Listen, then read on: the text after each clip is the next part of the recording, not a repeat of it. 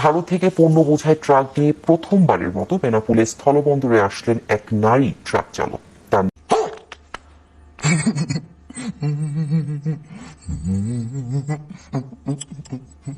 নাম অন্নপূর্ণা রাজকুমার। ভারতের অন্ধ্রপ্রদেশ থেকে 5,463 কেজি গেঞ্জির কাপড় ভর্তি ট্রাকটি নিয়ে তিনি গতকাল বিকেলে বেনাপোল বন্দরে পৌঁছেন। এসব মালামালের বাংলাদেশি আমদানিকারক মন্ডল ইন্টারন্যাশনাল লিমিটেড। অন্নপূর্ণার স্বামীও একজন ট্রাক চালক। তারা দুজন একই ট্রাকে কাজ করেন। ট্রাক চালিয়ে বাংলাদেশে আসতে পেরে খুশি ওই নারী চালক।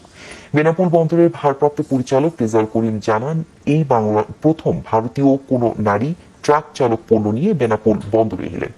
বিষয়টি গুরুত্ব সহকারে নিয়ে তার ট্রাক থেকে পণ্য দ্রুত খালাসের নির্দেশনা দেয় বন্দর কর্তৃপক্ষ।